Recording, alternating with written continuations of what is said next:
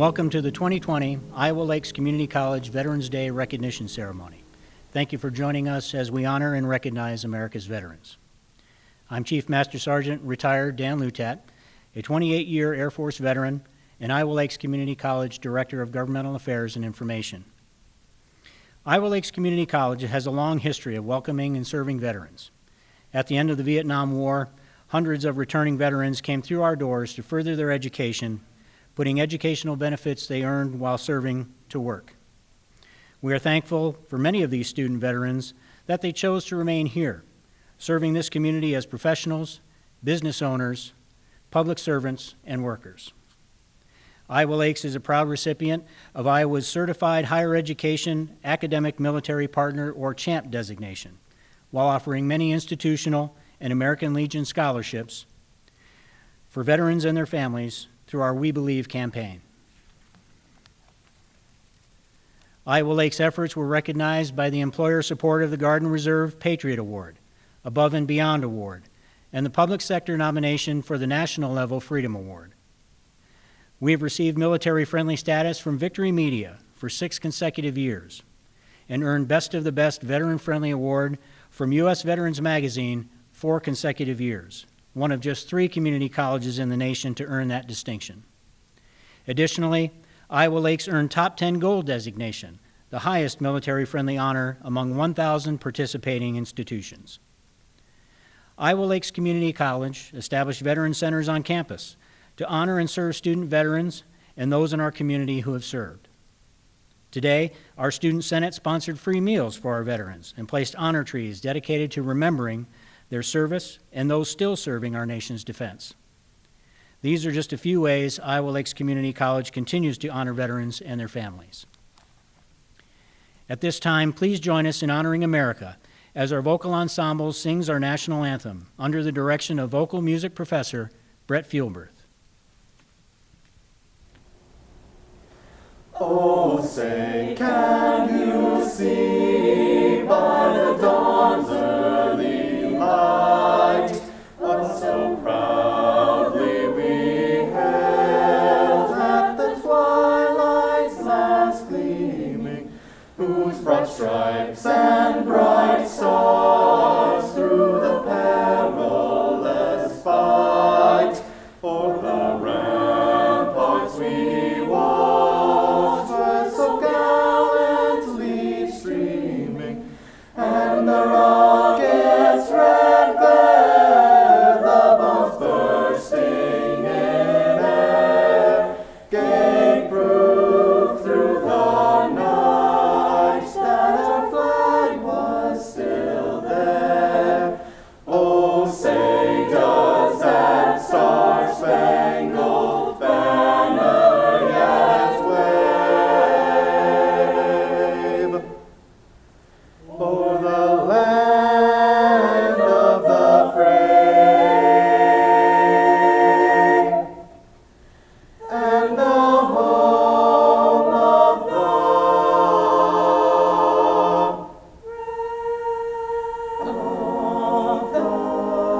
brave?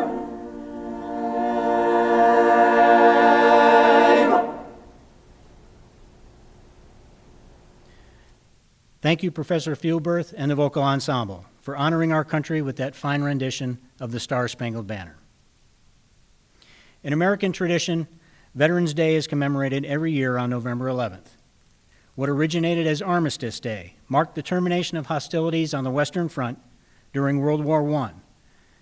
The armistice was signed on the 11th hour of the 11th day in the 11th month of 1918, paving the way for a formal peace agreement the following year.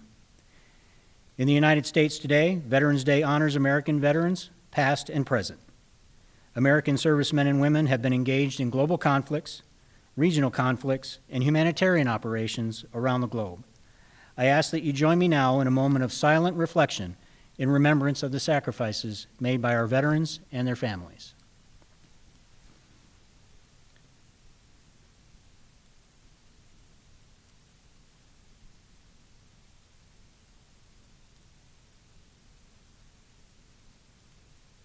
Thank you.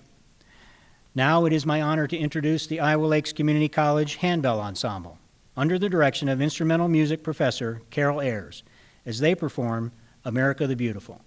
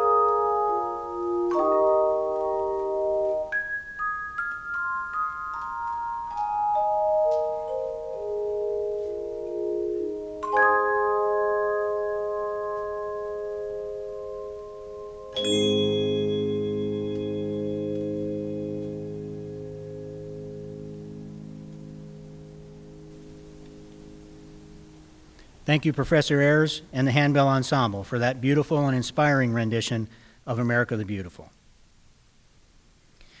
We all have visions of veterans in our lives, from World War II Korea, Vietnam, Kosovo, Iraq, Afghanistan, and a host of other operations. For most, the uniform is the cornerstone of that vision. Yet veterans are ordinary people who, when called upon, can do some extraordinary things in times of conflict, but particularly in times of peace. Whether active duty, Guard, or Reserve, a ready force for defense of our nation and her allies has been a staple of American life since the stormiest days of the American Revolution. Now, it is my privilege to introduce our keynote speaker and my wife, Master Sergeant retired Melissa Lutat, a 22-year Air Force veteran, Iowa Lakes Community College career coach, pathway navigator, and #1 mother to our 8 wonderful children. Melissa. Thank you, husband. I hope this Veterans Day you take a moment to reflect on those you know, your neighbors, friends, relatives, and family members. Everyday Americans who gave every day they served and still serve in communities just like ours. My story is one of those. As a young lady, I believed all families were just like mine. Close-knit farming families with 8 siblings working together, playing together, and always taking care of each other. My parents were married for over 60 years, and even though my mother was called to heaven before my father, he honored her, patiently waiting to be with her again. In my senior year of high school, my sister Kaylin told me I could go to nursing school or I could join the United States Air Force. I chose the Air Force. I am blessed to have the best husband, and together we have served on active duty in the United States Air Force for a combined total of 50 years. We are career airmen, husband and wife, co-workers, and parents to 8 independent, community-minded children. We have served around the globe and have asked our children to sacrifice right along with us. Through those sacrifices, we have watched our children grow and become productive citizens, making a difference in their educational and career pursuits. Along the way, we have all learned that sacrifice and service are great innovative engines and build the kind of resilience that enables America to withstand storm after storm. Our second daughter, Lucretia, bore the brunt of our Air Force lifestyle, living in 7 different states, attending 8 different schools, from kindergarten to high school graduation. We depended on her at a very young age, assisting with her younger sisters as we fulfilled our Air Force responsibilities. She did so without complaint, sacrificing opportunities her older brothers and sister had enjoyed. She understood our lifestyle with the maturity beyond her years and found passions to pursue without disruption. Avid in reading, artwork, and tending others, her contribution to keeping our family whole and healthy during our later years in our Air Force career cannot be overstated. On January 6, 2004, Dan left California to serve a 1-year remote tour without family in Korea. While he served overseas, I was scheduled to move our family from California to Nebraska. By late January, less than 30 days after Dan shipped out, Faith was hospitalized with kidney reflux. Lucretia was diagnosed with scoliosis requiring major back surgery. And I learned I was pregnant with Grace. That's right. Out of adversity come some of the most beautiful and lasting memories in our lives. I left California the end of May with a stop at the Wilson Ranch in South Dakota to leave our older children with my sister and brother-in-law so I could attend Commandant training at Air University in Montgomery, Alabama for 2 months. Their help at a difficult time for our family was selfless and came after tragically losing one of their own sons. Just as our daughters gave lasting memories when we needed it, so they did for my sister's family when they needed it. A timely, loving distraction that showed all of us how precious life and family really are. Meanwhile, my belly continued to grow, arriving in Nebraska in August of 2004. My husband was still in Korea and wouldn't return until September 12th, only 2 days before our youngest daughter, Grace, was born. He was able to hold her for 2 weeks before returning to Korea to finish his tour. In the meantime, I had relocated our family, retrained into a new career field, purchased and set up a home for our family to live in Nebraska. While we could have looked at this negatively, we realized that being engaged in meaningful things, no matter how difficult, created new ways of achieving goals and balancing life. I loved being an airman and serving where I was needed.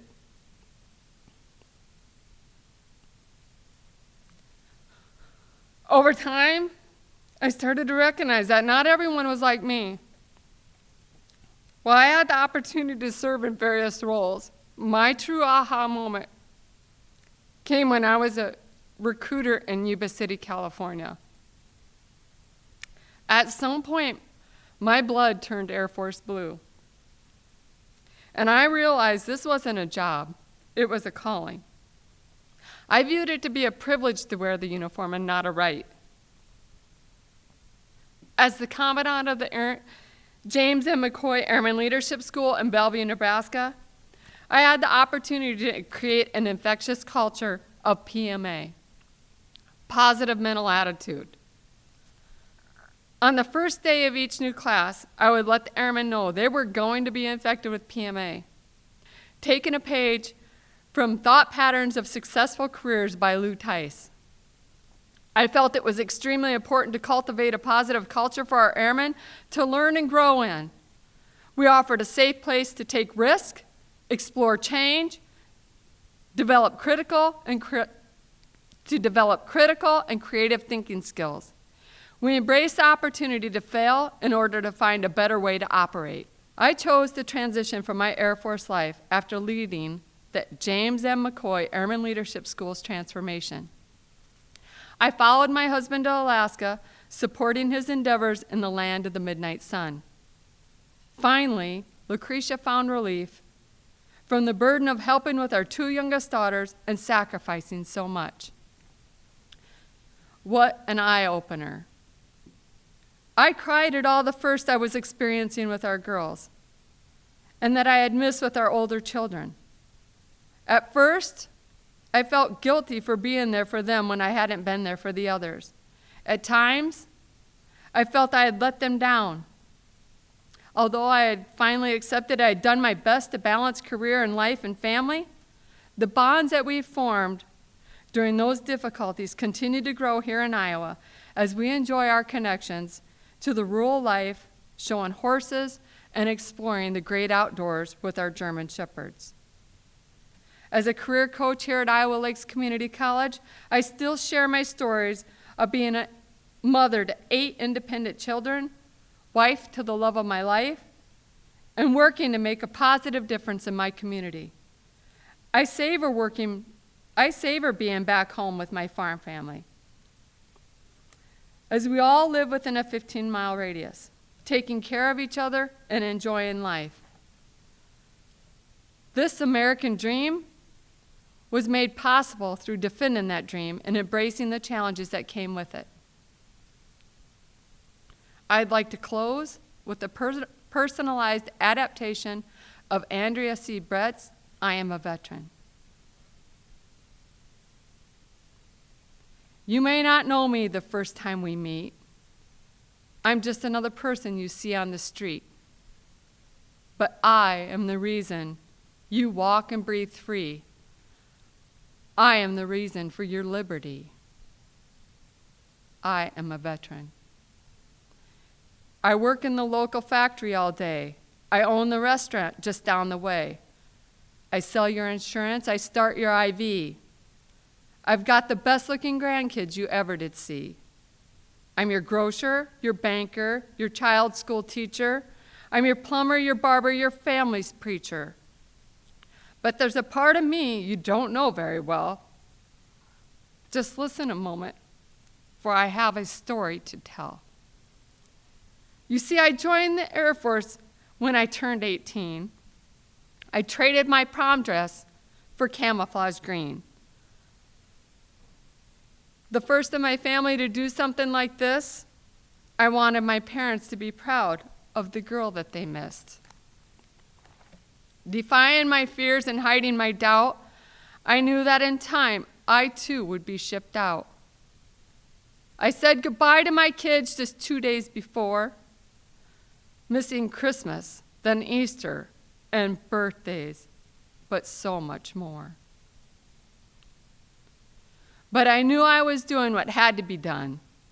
I gave orders to take cover, followed commands, and flew into conflict in far distant lands. In the heat of the desert, on mountains and shores, in bunkers and tents, on dank earthen floors.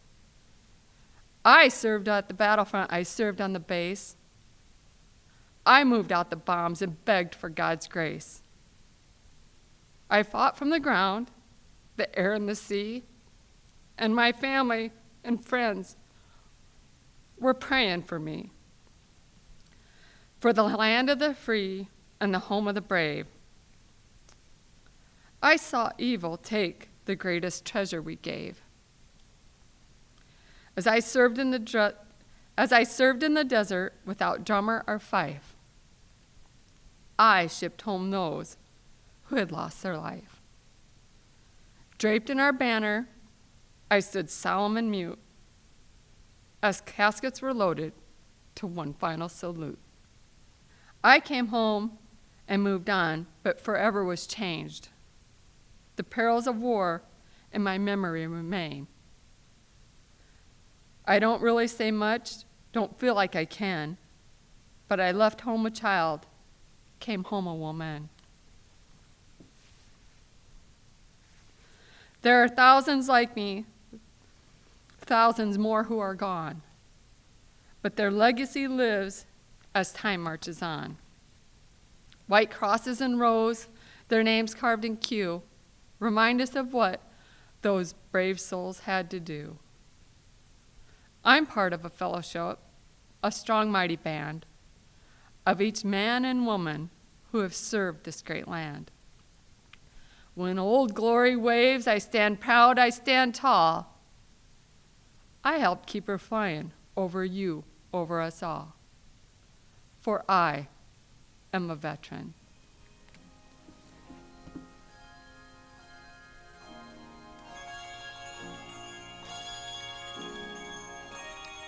Thank you, Master Sergeant Luchat, for your personal story and rendition of Andrea Brett's I Am a Veteran. We appreciate your service and your sacrifice. This concludes our Veterans Day recognition ceremony. Please take the time to thank veterans you know for their service and for their sacrifice. And thank their families too, because while veterans may serve far away, life's battle continue at home every day. And every veteran's success, indeed the nation's success, depends on them just as much as the veterans themselves.